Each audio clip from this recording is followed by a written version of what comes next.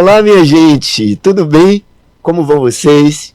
Eu sou Lázaro Gomes, eu sou professor de História da Arte do ensino médio da educação básica e também sou diretor e professor de teatro das outras séries também. E eu estou aqui hoje para gravar mais um episódio do meu podcast, que também podemos chamar de videocast, né? Chamado Pílulas em Educação, que tem como objetivo, digamos assim, democratizar o tema educação, né? Porque todas as pessoas são atrizes e atores da educação, mas muitas vezes temos alguns pequenos detalhes que não são tão assim, digamos, compartilhados, né? Olha, durante o meu processo docente, que já é um pouco mais de 30 anos, eu tive assim, a oportunidade de conviver com gestores, diretores, diretoras, coordenadoras, de muito competentes, pessoas que realmente contribuíram muito na minha vida profissional. Eu poderia generalizar, aliás, eu vou generalizar, vou dizer que todos sempre foram muito importantes, foram todos muito importantes nesse processo, mas existem alguns que eu vou citar. Assim, eu gostaria de citar pelo menos 3, porque foram muitos, né? Eu gostaria de citar Maria Luísa Barbosa, que foi minha coordenadora no Colégio na Sacramentinas, Colégio Sacramentinas, excelente coordenadora.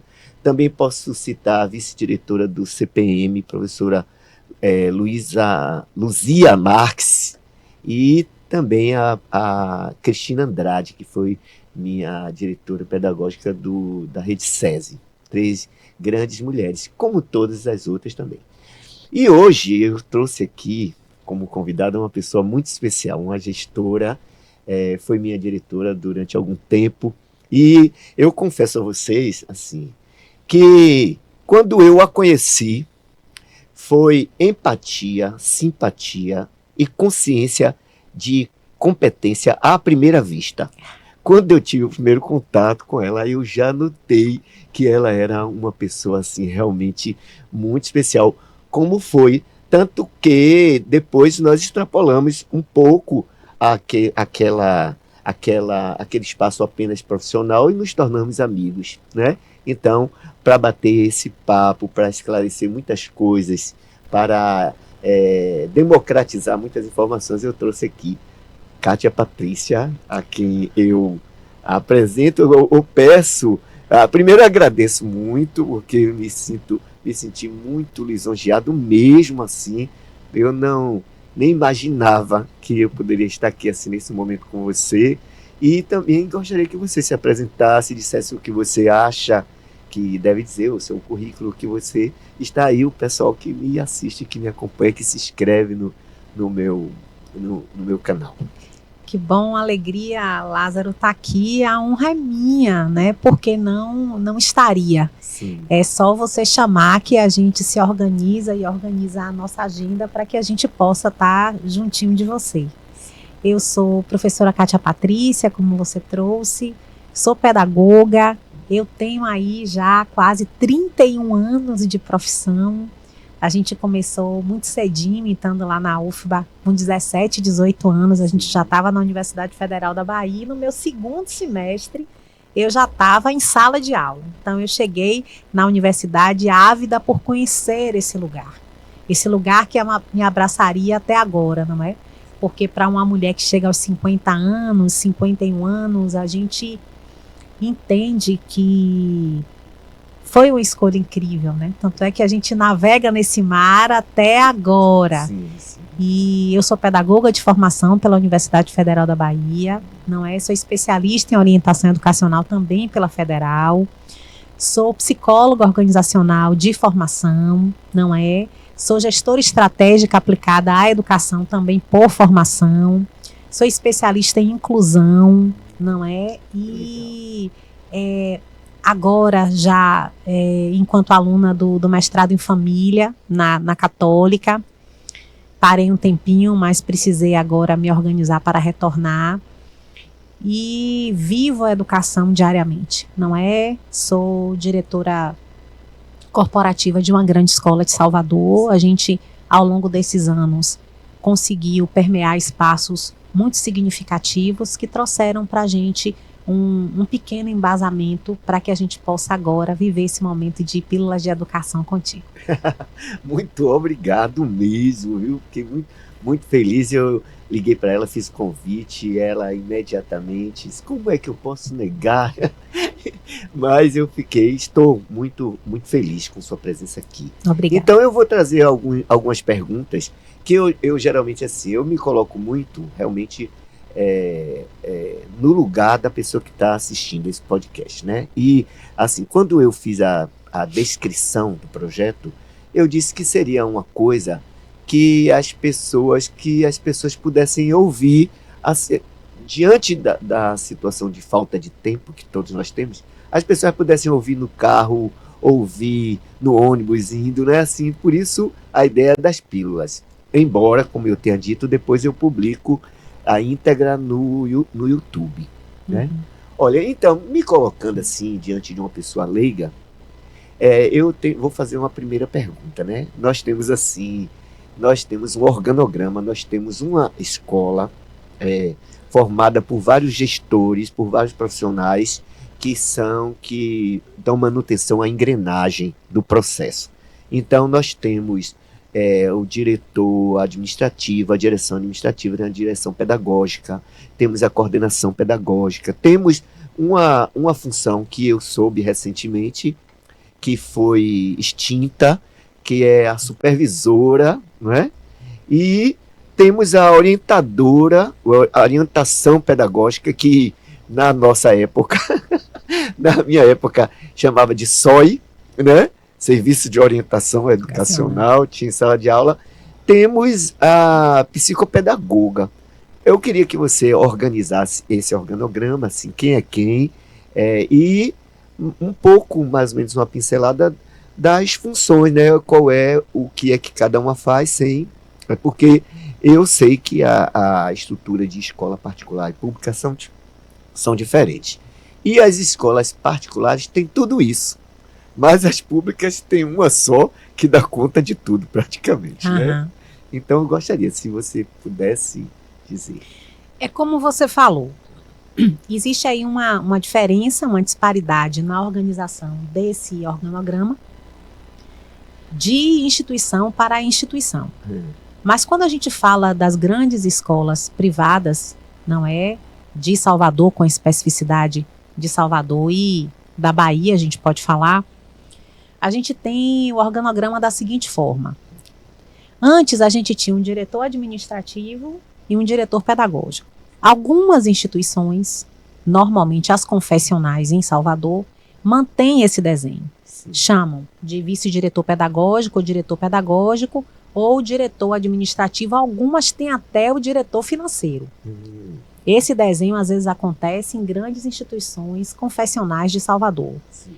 Mas em outras instituições privadas que também são grandes, esse diretor pedagógico, administrativo e às vezes até financeiro se chama agora diretor de unidade.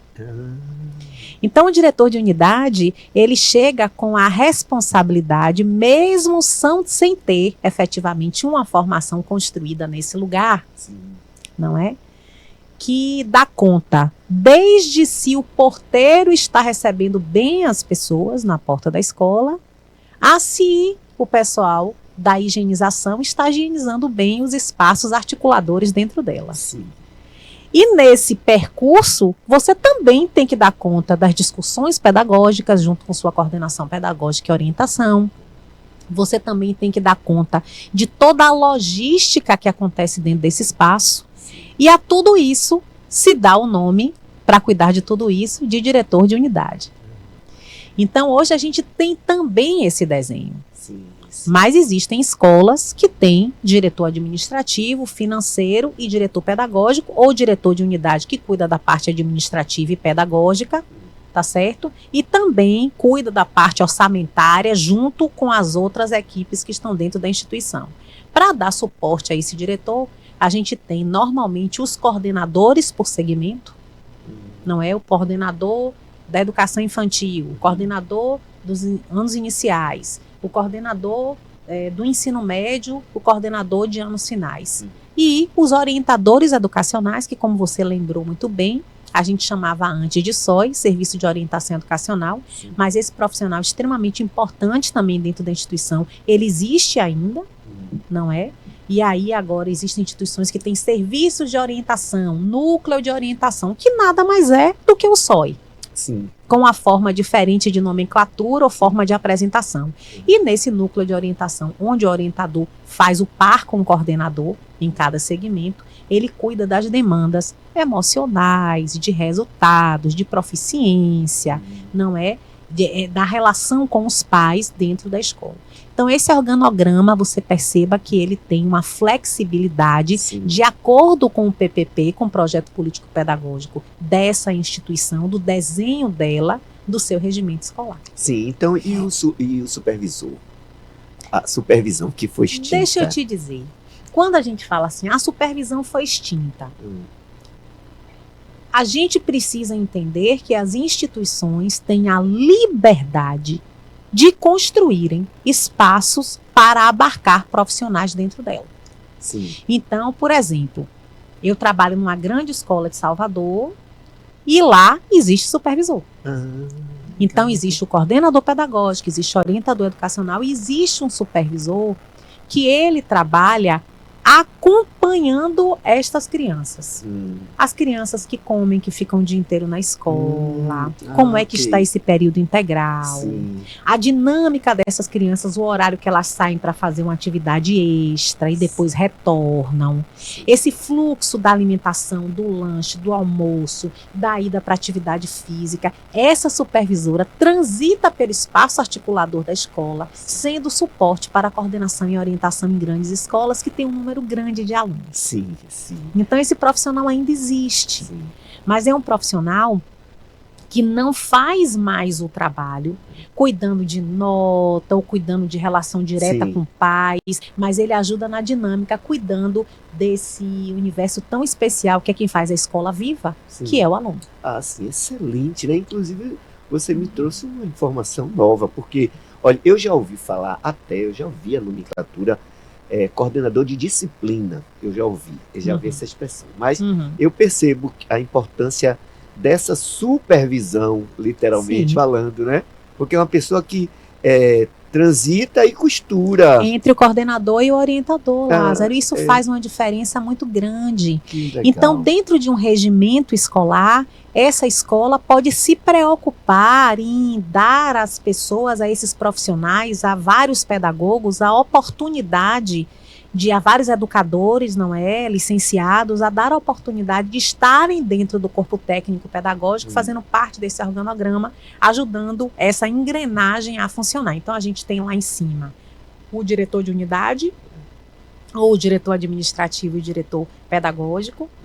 Logo abaixo deles, a gente tem por segmento coordenador pedagógico e orientador educacional. Normalmente eles fazem um par, não é? Para poder cuidarem das demandas daquele segmento. Por exemplo, EFAI, como a gente chama, ensino fundamental, anos iniciais, né?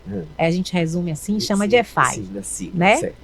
E aí, os anos iniciais. Aí tem lá, do primeiro ano até o quinto do fundamental. Para cuidar desses alunos, você tem um coordenador e um orientador educacional e uma supervisora que transita entre espaços para acompanhar esses alunos, desde a alimentação até as atividades extras. Sim, olha, veja bem. Isso é um luxo, né? É um luxo, é um luxo. É um luxo, porque, é um luxo. Na verdade, assim, eu tenho uma amiga que ela é educadora também, assim, ela me disse assim, que a escola particular, a educação particular romantiza a educação. Porque, claro, digamos assim, nós temos problemas e arestas em todos os lados. Digamos assim, nós temos um problema sério da mercantilização da educação, né? Das plataformas pedagógicas, etc., dos aplicativos. Nós temos um problema, assim, também da insalubridade de escolas públicas que estão em bairros de grandes conflitos, de mobilidade, né? Nós temos a questão social, né?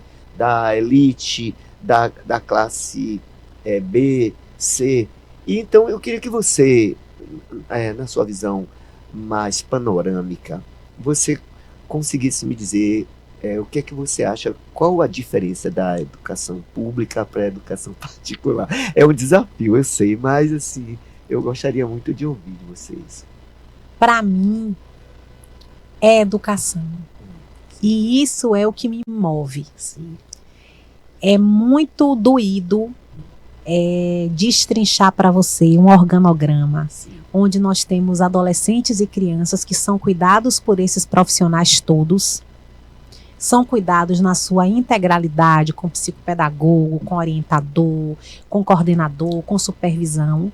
E a gente tem um desenho das escolas públicas e municipais, que são escolas estaduais e municipais, que é um desenho diferente. Você tem aí um coordenador pedagógico, que normalmente é concursado, não é? E o diretor escolar, que são profissionais que, junto com o corpo docente, com os professores, fazem essa engrenagem funcionar, mesmo lidando com uma série de dificuldades. Essa escola que é na periferia, essa escola que tem situações ligadas aí ao tráfico de drogas, com acesso às vezes difícil até para a gente conseguir chegar. Sim, sim. E eu falo de um lugar porque ao longo desses 30 anos já estive como professora da escola pública, sim, sim. E como coordenadora durante um bom tempo da minha caminhada. Então é um lugar ao qual eu tenho um profundo respeito e que, se a gente tivesse condições efetivas, não deveríamos absolutamente nada às escolas privadas, porque esses profissionais são os mesmos, sim, e transitam, sim, e se dedicam, sim, da mesma forma. Sim, sim, sim. Porque eu estive lá e estou hoje na rede privada, mas também já estive lá e fui a mesma Kátia Patrícia. Sim, sim. Isso é o mais importante, sem nenhum tipo de reserva. Sim, sim. Agora, que essa comparação, ela é muito difícil de ser feita, porque existe uma máquina, que é o Estado, que provém essa condição das escolas estarem melhores. Eu estava indo outro dia para uma das unidades da escola que eu trabalho, e passando ali por São Cristóvão, a colega que estava comigo no carro disse assim: olha, tá vendo ali aqueles alunos na fila? Eles passam por um túnelzinho antes de entrar na escola, porque lá tem detector de metais, etc, etc, etc. E ela disse, porque aqui atrás tem uma comunidade que é extremamente violenta. Então é necessário fazer isso para que aconteça o processo educativo da melhor maneira possível. E eu disse, como foi que a comunidade entendeu isso? Diz que os pais aplaudiram, gostaram, cuidaram, e diz que é um trabalho de excelência que é feito naquela escola. Sim. Então eu acho que se a gente fizesse esse investimento, sabe, eu estou falando enquanto Estado que sim, tem essa chave potente sim, na mão, sim. A gente não deveria nada para nenhuma escola privada. Olha, veja bem, você falando aí, eu também posso dizer assim, eu sempre fui aluno de escola pública, sempre. Os anos iniciais, Fundamental 2, médio e até a UFBA, né, que eu fiz licenciatura na UFBA. E eu acho, sim, realmente, assim, gostaria de ratificar, né, os profissionais de educação, professor, gestor, são pessoas especiais. Sim. Né, porque são pessoas com uma consciência muito grande do serviço que estão prestando à nação, né, às pessoas. Então se torna algo assim realmente altruísta até, muitas vezes, né? Então eu acho realmente que aí eu tive a oportunidade de fazer essa experiência, porque eu fui aluno de escola pública e fui professor de escola particular. Então eu tenho condições também, né, de... Muito obrigado. Agora, olhe bem, existem escolas, agora a gente citando essa coisa de escola particular e pública, existem coordenadores assim que se viram nos 30, né? Sim. Que é tudo numa escola, né? E obviamente existe assim uma especificidade, uma clareza da função do coordenador, do gestor, mas do diretor. Mas atualmente, certamente você deve concordar comigo, nós estamos vivendo tempos diferentes. Talvez até, eu não vou dizer tempos difíceis, mas eu vou dizer tempos distintos. A geração é outra, a formação é outra. Então nós temos várias situações que adentraram as escolas, como por exemplo, e que estão, na verdade, estão na sociedade de maneira geral, que é a questão da inclusão, a questão da diversidade de gênero, a questão da polarização política, religiosa, também de raça, a discriminação, preconceito, essas coisas todas. E, assim, talvez de uma maneira, digamos assim, folclórica, eu poderia dizer que o coordenador, ele é um administrador de conflitos. Também eu queria que você discorresse sobre isso, que você dissesse alguma coisa, o que você acha desses conflitos, dessas coisas, eu vou dizer entre aspas, contemporâneas, que fazem parte da escola agora, né? E que o coordenador, o gestor ali, ele termina sendo uma pessoa que dá vereditos, que faz mediações, né? Me diga aí. Outro dia eu ouvi o ano passado, mais ou menos ano retrasado, em uma outra instituição que eu estava, eu ouvi da gerente de gente gestão que eu era uma das melhores gestoras de conflito que ela tinha conhecido. E aí ela me perguntou como é que faz isso, porque gestão de conflitos é tão difícil. Eu entendo que não existe, viu, Lázaro, um antídoto, ou existe um percurso desenhado para a gente transitar entre a diversidade, entre as dificuldades de relacionamento com o outro, sim, porque essas dificuldades acontecem quando você entende que é diferente dele, não é? Se a gente for lá para a estrutura literal da coisa, eu até coloquei para não esquecer, diversidade é o variado, é o diferente. Sim. E conflito é o choque, é o enfrentamento. Literalmente é o que significam essas duas palavrinhas. Sim. Você imagine ter tudo isso dentro de um espaço, não é? Com telhado, paredes, portas e janelas. Você imagine o que é que a gente faz com isso. Uhum. E aí eu sempre coloco uma palavrinha que para mim talvez seja a palavra mais importante do dicionário. Mais importante até do que a palavra amor, que é respeito. É verdade. Se a gente entende que precisa respeitar o outro na sua condição diversa diante do que você enxerga de diferente de você, porque para você é diverso, porque é diferente do que você é. Sim, sim. Não é? Tudo fica mais fácil. E aí vai nascer o amor, e aí vão nascer as relações, a amizade. Então eu entendo que lidar com a diversidade dentro do espaço escolar é, sobretudo, entender o tempo todo que o respeito tem que existir nas relações. Sim. Então eu digo, passei muito tempo dando aula na pós-graduação na universidade, parei de dar em 2019 porque a minha vida enquanto gestora me fagocitou, mas é um desejo que eu tenho de retornar, não é? De estar nesse espaço como a gente está aqui discutindo e falando sobre o nosso fazer de vida, que é a educação. Sim, sim. Eu dizia sempre isso para minhas alunas, né, de especialização em psicopedagogia, de especialização em coordenação pedagógica, em orientação educacional, em docência do ensino superior, porque eu transitava entre esses cursos. Eu dizia sempre para eles, eu começava a aula colocando no quadro a palavra respeito. E dizia, essa arena onde nós estamos agora é uma arena onde a gente só consegue transitar com facilidade se a gente exercitar o respeito e a gente se despir todos os dias um pouquinho do preconceito, sim, que é a ideia preconcebida sobre alguma coisa, sabe, sim, Lázaro? Sim, sim. Então, eu ao longo desses anos, eu nunca, não posso te dizer, Lázaro, eu tenho 30 anos de educação, 30 anos que eu estive fora desenvolvendo uma atividade de educação fora e distante, não. São 30 anos de chão de escola, divididos entre escolas públicas e escolas privadas. O meu primeiro trabalho efetivo, eu era uma garota, eu tinha 19 anos. Sim. E eu tinha 400 alunas da disciplina Estrutura e Funcionamento de Ensino no Colégio Ceia. Ali eu comecei a beber dessa fonte e aqui estou até hoje. Sim. Então, o exercício do conflito dentro da escola, do ambiente escolar e da diversidade, ele começa a ser trabalhado da melhor maneira possível se a gente trabalhar com respeito. Para mim, esse é o caminho. Sim, olha, veja bem, um desafio assim, sine qua non, né? Um desafio que é indiscutível é a inclusão, não é? A inclusão. Porque, por causa de questões de legislação e etc. E a escola, você acha que a escola está preparada para acolher essa inclusão, esse processo? Qual é o desafio maior nessa inclusão? A escola não está preparada, Lázaro.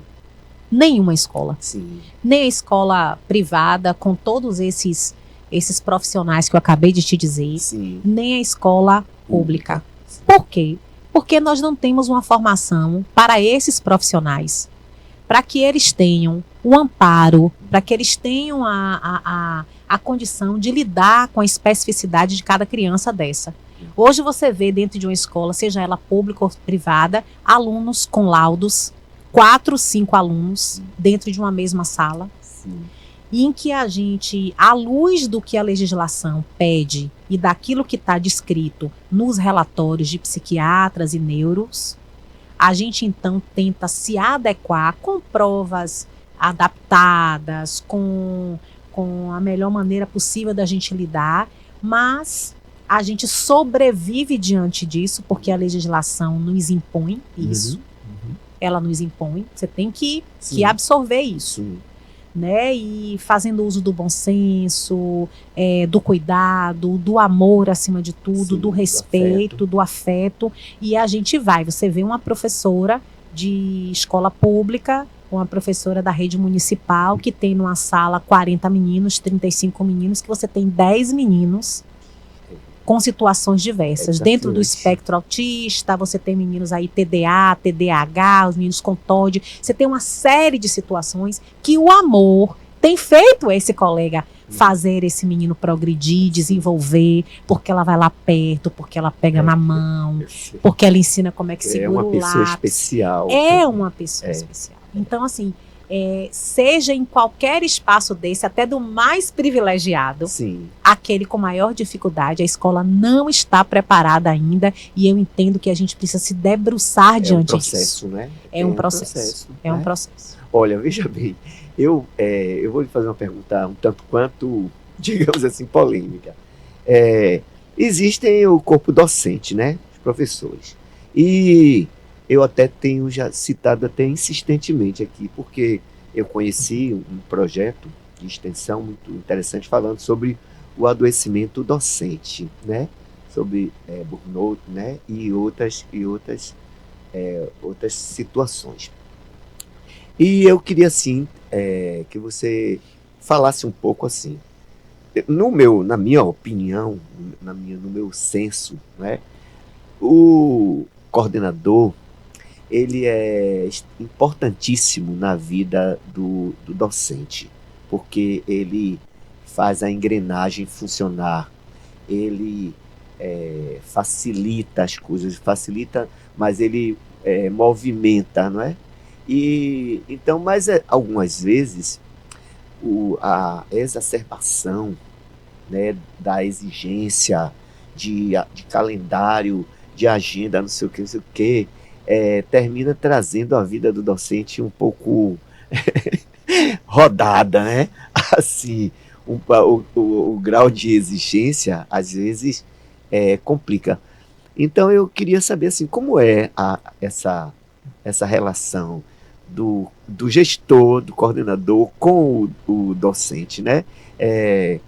Qual é o ponto médio? Porque, por exemplo, assim, me parece também que como a vida do professor é muito corrida, se ele também não for exigido, termina que algumas coisas não funcionam. Mas qual é o ponto médio? Quais são? Não sei, você conseguiu entender essa pergunta complicada? Eu acho que eu consegui. Assim, sim. A relação da liderança com o liderado ao longo dos anos todos, né, de milênios de anos, o nosso líder mais potente, eu costumo dizer assim, né? Fiz uma palestra outro dia falando sobre liderança, e aí eu comecei com a foto de Jesus Cristo. Sim. E foi muito interessante, porque o pessoal disse assim, Você começou com Jesus Cristo. Eu disse, meu Deus, se tivesse nos dias de hoje, ele era o homem que tinha mais seguidores de todos esses influencers que a gente tem aí. Sim, sim. Porque ele não precisou da rede social para poder ter tantos seguidores. Sim. Mas eu acho que ele só conseguiu fazer isso porque ele era empático, porque ele era cuidadoso, não porque ele fosse permissivo, porque às vezes ele também brigava, é o que a gente sabe da história sim, e tal, não é? E isso não tem nada a ver com religião, sim, viu? Isso sim. tem a ver com o líder que existiu e que fez uma diferença de ter aí, como a gente chama hoje, seguidores diversos, inclusive aqueles que eram verdadeiros, leais e os desleais também, não é? Sim. E eu acho que é sobre isso essa relação de liderança e liderado, que precisa ser empática e cuidadosa, mas também firme, porque como você trouxe, a vida da gente enquanto professor é tão corrida que às vezes se você não tem uma exigência para seguir no processo, porque a gente tem que desenhar esse processo, precisa ter planejamento, a gente tem ali vidas que estão ávidas a aprenderem. Sim. A gente não consegue que isso aconteça, que essa engrenagem funcione. Agora depende muito desse líder. Ser líder não é para todos, né, Lázaro? Ser líder não é para todos. O que tem de chefe aí? Sim. É coisa de doido.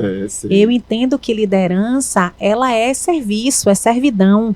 Mas, meu Deus, vai dizer isso para todo líder que ele não vai aceitar não, viu? Ele vai dizer, poxa, eu cheguei aonde eu cheguei e esse lugar, você está me dizendo que esse lugar é de servidão? Sim. Não é? É de servir o outro e não do outro também fazer aquilo que eu estou pedindo. Sim. Mas eu volto a dizer enquanto líder que sou.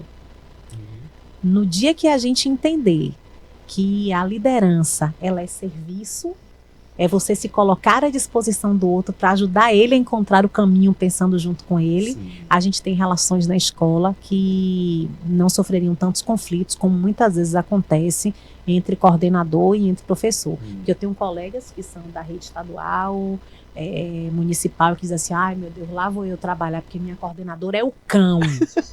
A gente ouve isso. E o líder não tem que ser cão nenhum, o líder tem que ser o colega. Porque antes de estar como liderança, eu sou pedagoga como você, eu sou licenciada como você, a gente veio do mesmo chão, da mesma escolha, a gente é feito, Lázaro, do mesmo material. É verdade. Então eu enxergo desse jeito. Não sei se eu consegui lhe responder, porque suas perguntas são difíceis. Não, você me respondeu agora. Assim, não, eu acho que é um tema muito assim interessante, né? Que ele daria panos para manga, né? Sim, sem porque, dúvida. Assim, digamos, eu até citei isso no meu último podcast, que não se faz, liderança não combina com autoritarismo, entendeu? Não combina com, digamos assim, com imposições, né?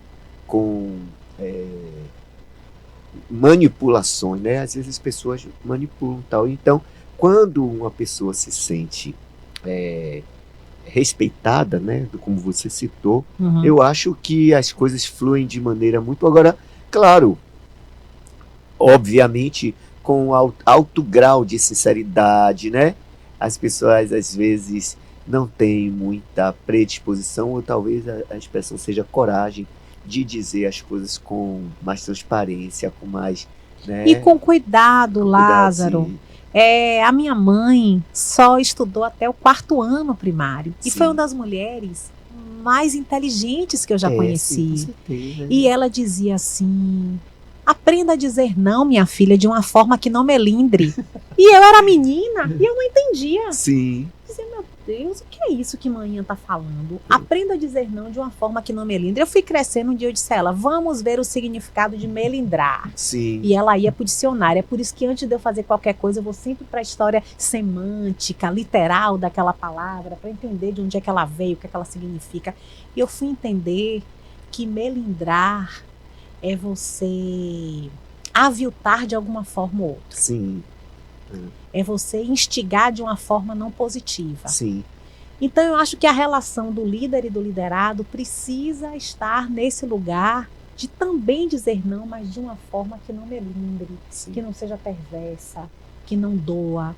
mas que, se necessário, seja dito. Claro, é porque nós somos humanos, né? E assim, é um lugar comum. Mas como condição humana, nós temos vários erros ou equívocos tal. Então, a- é, mas quando você coloca numa relação de gestão, você coloca a vaidade, quando você coloca a concorrência nociva, que a concorrência ela já existe naturalmente, mas você coloca a concorrência quando você é, capitaliza muito as coisas, entendeu? Assim, quando você é, põe aí esse autoritarismo, né?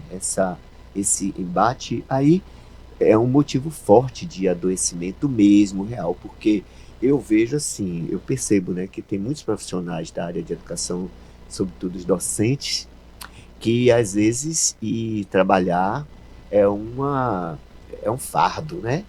Mas não por causa deles, porque naturalmente a profissão docente ela é muito nobre, assim, né? É, ela tem assim uma carga muito grande de afetividade, é tão bom. Olha, é uma sensação tão agradável, porque, por exemplo, eu há muito tempo, quando eu comecei logo a ensinar, eu ensinava a quinta série, né, que é o sexto ano. Uhum. E teve alunos que eu acompanhei até o terceiro ano, sendo meus alunos. 5, 6 anos convivendo com aquela pessoa. Quando você percebe uma parte muito significativa das escolhas maravilhosas que fez, se tornou pessoa. Essa semana eu encontrei no pátio da escola, eu tenho um ex-aluno muito, muito querido, que inclusive já viajei para Paraíba com a família dele, do São João, tal, que a família é da Paraíba. Aí eu encontrei o filho dele, ele fez uma postagem, assim, todo orgulhoso do lado do menino, porque o menino tá com 14 anos, mas tá grandão, tá do tamanho dele, assim. Aí fez essa postagem. E eu, curiosamente, passava pelo pátio da escola e o menino me olhava assim, de maneira muito simpática, me cumprimentava assim. Eu não sabia quem era, porque eu não tinha visto muito pequeno, Uhum. mas veja bem, aí essa semana ele postou com o filho, eu reconheci o menino no pátio, aí conversei.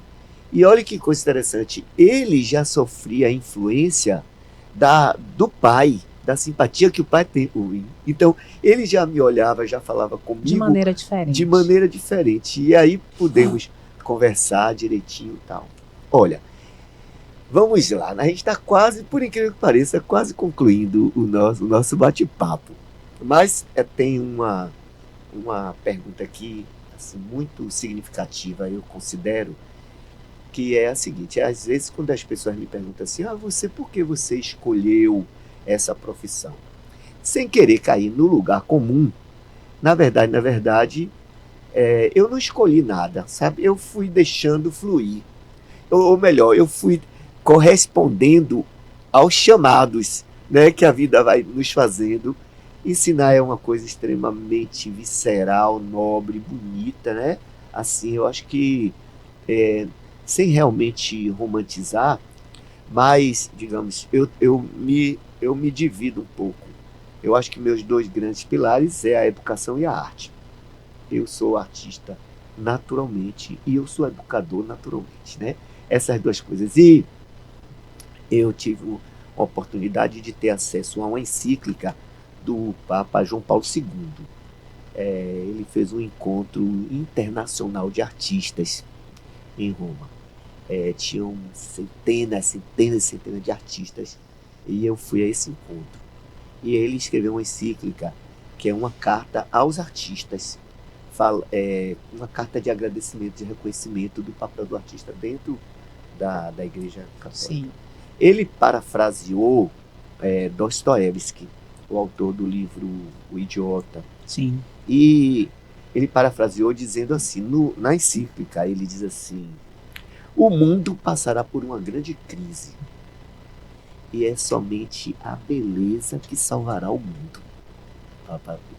Então, olha bem, essa beleza que ele fala é uma beleza que é sinônimo de docência, né? Assim, essa produção de beleza. A gente, como docente, eu acho que a gente conduz as pessoas, assim como a arte, conduz as pessoas a fazerem escolhas de beleza, né? Sim. Escolhas. E a pergunta, eu quero te fazer uma pergunta particular. Sim. Assim,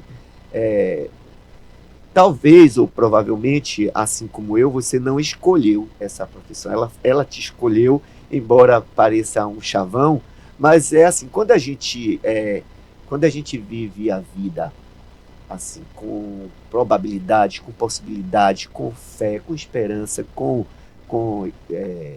possibilidades, aí a vida vai nos descrevendo. Eu costumo dizer que quando a gente é amigo do tempo, o tempo é amigo da gente. Aí eu quero te fazer a pergunta, embora tenha sido uma introdução longa, mas a pergunta é a seguinte: se você tivesse que fazer tudo de novo, que escolher essa profissão, de exercer, você faria a mesma escolha? Como é? Me diga aí, por favor. Eu faria a mesma escolha. Sim. Eu nasci em uma casa com 2 irmãos mais velhos do que eu. Eu sou a caçula de 2 irmãos. Sim. Minha irmã mais velha é médica, pediatra, e meu irmão do meio é médico da família. E eu cresci, minha mãe ficou viúva cedo, não casou de novo, né? Minha mãe e meu pai se amavam muito. Quando meu pai se foi de maneira muito breve, muito jovem, com 47 anos, né? Com uma parada cardiorrespiratória, minha mãe já tinha 26 anos de casada e dizia: não vou casar de novo. Não vou, que depois eu arranjo um marido que vai querer mandar em mim e meus filhos. E ali manhã viveu para criar a gente. Sim. E ela dizia: Patrícia, minha filha, você vai fazer medicina. Sabe por quê? Porque o caminho já vai estar aberto. Minha filha, não escolha o caminho mais difícil, pelo amor de Deus. E aí, quando eu fiz a minha escolha por pedagogia, eu tinha uma vizinha que era psicopedagoga, fazia um trabalho incrível. E eu ficava babando, olhando o que ela fazia e dizia: meu Deus, eu quero fazer isso. E eu tinha 16 anos. E aí, então, eu fiz a minha inscrição para o vestibular e passei na UFBA, no primeiro vestibular, em 16º lugar, para o primeiro semestre de pedagogia. Sim. Meu irmão ficou uma semana zangado comigo. Mãe, eu disse: menina do céu, você vai ser professora, Patrícia.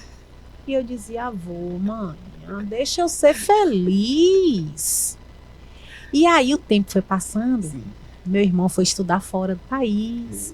Minha irmã foi embora para Santo Antônio de Jesus, trabalhar lá e tal. E eu estava o tempo todo com a mãe. Minha mãe se foi há 14 anos, me emociona de falar dela, que para mim foi a maior educadora que eu conheci na minha vida. E ela dizia assim para mim: é verdade. Não queria que você fosse pedagoga, né, minha filha? Mas hoje eu lhe digo: não troco a minha professora por médico nenhum nesse mundo. E para mim foi um dos maiores presentes que eu ganhei. Sim. Foi a minha escolha profissional. É claro que para a gente chegar em algum lugar sem ninguém abrir o caminho para a gente, sim, não é fácil. Sim. Mas como você trouxe muito bem, Lázaro, a educação é um chamado. E ela é para poucos, viu? Então eu faria tudo de novo. Eu enfrentaria aquela correria entre Ondina e São Lázaro, tendo aula em todos os lugares praticamente dessa cidade, esperando o bus UFBA, porque eu não tinha carro. E o dinheiro era apertado. Sim. Entre o lanche e a Xerox que a gente tinha que tirar. Porque manhã viúva, Xerox. Quem me ajudava era meu irmão. Dizia: ó, por mês eu vou te dar o dinheiro para você tirar sua Xerox e lanchar. Não vai ficar fazendo besteira com dinheiro não, viu, Patrícia? Que o dinheiro é apertado mesmo. Sim. E eu me virava e muitas vezes ia andando, porque ficava com um dinheirinho a mais na mão. Sim. E era uma alegria quando eu recebia o ticket para poder sim, pagar o ônibus, sim, né? Que era o passe estudantil. A gente tirava assim as cartelinhas, não é isso? E a maior alegria é quando os ambulantes da UFBA que ficavam ali passavam a receber o ticket. Então eu ia andando para poder comer ali. para comer nos Sim, ambulantes. E que que ótimo. bom que eu tenho história para poder Sim, contar. pois é, né? Então eu faria, meu amigo, tudo novamente. Olha, você me comoveu muito, assim, porque mãe realmente, até eu ouvi dizer, né? Não sei se tem procedência científica, mas disse que para o ser humano sobreviver, ele precisa ser aceito pelo menos por uma pessoa. Se ele não for aceito por ninguém, ele não consegue sobreviver. E eu percebo que acho que Deus, né, a vida criou exatamente a mãe para ser essa pessoa que te aceita. Verdade, verdade. Porque ninguém nos aceita. Aí eu gostaria só de citar um exemplo aqui, porque rapidamente eu também fui filho de uma família numerosa. Meu pai e minha mãe tiveram 8 filhos, eu sou o penúltimo. E meu pai faleceu também há muitos anos atrás, jovem, com 57 anos. E tem um episódio na minha vida acadêmica interessante, porque uma professora minha de História da Arte chegou na sala, logo no início do semestre, e disse assim: olhe, aqui existem esses livros aqui, são esses livros que vão ser referência de nosso semestre, nós vamos estudar esses livros. Me trouxe uma coleção de 5 livros de História da Arte, mostrou na sala e disse: esses livros estão à disposição na biblioteca, então vocês, quem não tiver condição de comprar, a biblioteca tal. Mas aí eu era assim tanto quanto aplicado, não era muito não, mas eu gostava, né? Porque eu até vou dizer uma coisa aqui comprometedora. Eu acho que é muito difícil você encontrar uma pessoa que goste de estudar, mas o conhecimento agrega um valor muito grande. Então, eu sou desse, assim. Eu nunca gostei muito de estudar, mas eu sempre gostei de conhecer. E Acho que eu também, acho que eu sou do mesmo time por aí, seu. né? Como uma coisa está associada à outra, aí eu estudava bastante porque me trazia muito. E porque a gente é curioso também, né, Lázaro? Também, Eu era tão curiosa, se você me permite. Sim. Não é que o professor Edivaldo Boaventura Sim. foi meu professor na UFBA Sim. de Fundamentos da Educação. Sim. E aí, Fundamentos e Legislação da Educação. Aí, eu tava doida para conseguir um dinheirinho e um estágio. Sim. Aí, quando cheguei na Secretaria de Educação, eu disse para a moça: por favor, eu preciso de um estágio. Ela disse: olha, só tem um aqui que ninguém quer. Ninguém, essas meninas da UFBA, tudo chega aqui, ninguém quer. Eu disse: me diga aí qual. Ela disse: é Estrutura e Funcionamento do Ensino no ICEA. E eu soube que é um monte de turma, viu? Eu quero. Ela estava de cabeça baixa. Quando eu disse eu quero, ela olhou assim para mim: tem certeza, menina? E eu, aquela menina de cabelo comprido Sim. e vestido comprido, como usa até hoje, minha sandália de dedo, e estava tudo certo. Sim. Eu aí peguei. Só que eu não tinha dado na faculdade ainda Estrutura e Funcionamento do Ensino. Sim. Eu consegui o estágio porque a legislação do ensino me habilitava. Certo. Eu então cheguei lá e disse: como é que eu falo com o professor Edivaldo Boaventura? Ah, doutor Edivaldo está lá em cima nas salas do mestrado. Eu aí subi as escadas, Lázaro, e bati na porta dele. Quando ele abriu a porta, não é? E tinha um birô daqueles antigos de madeira e ele sentado lá atrás. Diga aí, menina. Aí eu disse: professor, eu consegui um estágio de Estrutura e Funcionamento do Ensino. Eu não sei dar aula disso, mas eu quero que o senhor me ensine porque eu preciso desse dinheiro. Ele disse: está vendo aquele livro verde ali? Eu disse: estou vendo. Então pegue. Quando eu peguei era a Constituição. Ele disse: procure onde está a legislação tal, a página tal. Aí eu comecei a procurar e abrir. Eu disse: e agora, professor? Ele disse: agora sente, estude e aprenda a dar aula. Aí eu disse assim a ele: o senhor acha que eu vou conseguir? Ele disse: se tiver na sala de aula a mesma ousadia que você veio, que você bateu na minha porta para me dizer que queria que eu te ensinasse a dar aula, então eu acho que você consegue. Pois é.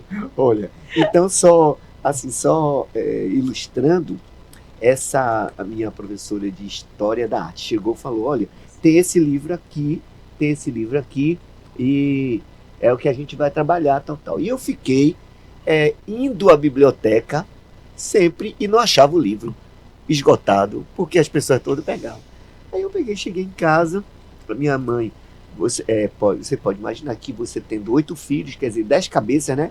Meu pai e minha mãe, mais 8 filhos, a vida sempre foi muito complicada de manter com com educação, com divertimento, com saúde, com remédio, com tudo, né? Com escola, manter 10 meninos. Não é mole, não. Né? 8 meninos é mole, 10 pessoas. Aí eu cheguei em casa e falei assim, aí eu comentei, eu disse, poxa, minha professora tem um livro de referência, uma coleção de referência, e eu estou sempre indo na biblioteca, mas não consigo achar.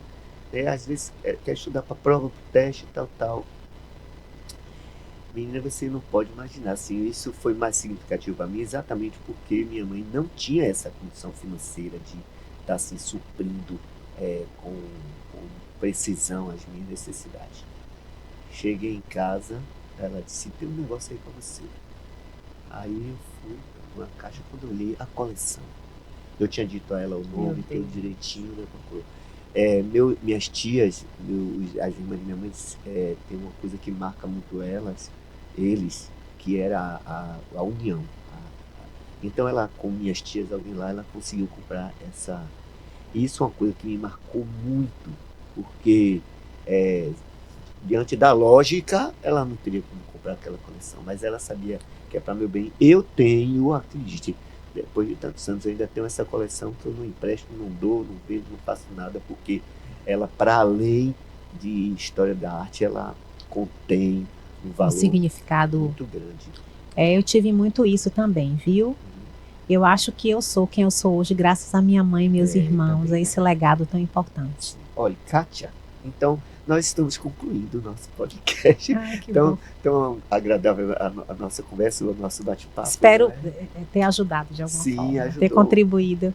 Ajudou muito, claro, sim. Eu acho que eu até não achei que eu teria essa honra, esse privilégio. Não achei. Pelo amor de Deus. Prazer é meu. Disse, não, eu vou arriscar, porque a gente sempre arrisca, né? E conhecendo você e o seu compromisso com a educação. Então, minha gente, eu vou me despedir, tá bom? Gostaria que você, se você quisesse fazer as últimas considerações. Eu quero agradecer demais a você, me colocar à disposição para que a gente possa sempre bater esse papo em pílulas de educação, que eu acho sensacional. E eu quero finalizar com a frase de um cara que, para mim, é o filósofo mais educador que existe, que é Rubem Alves. Quando você me perguntou se eu faria essa escolha, não é novamente. Rubem Alves define a educação da seguinte forma: educar é mostrar a vida a quem ainda não a viu, a quem ainda não a enxergou.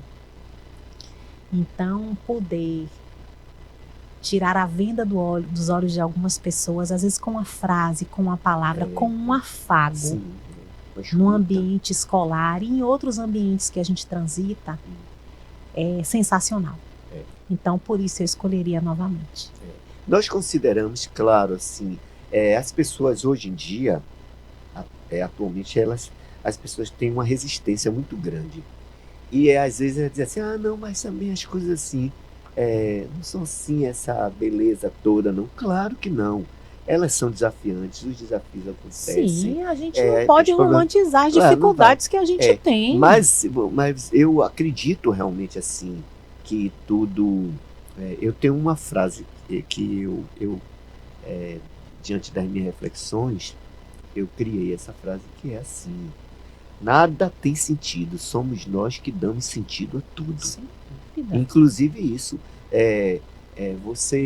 Os problemas existem, os desafios existem, mas precisa ter a predisposição de enfrentá-los, de reconhecer os seus limites e suas potencialidades, não é?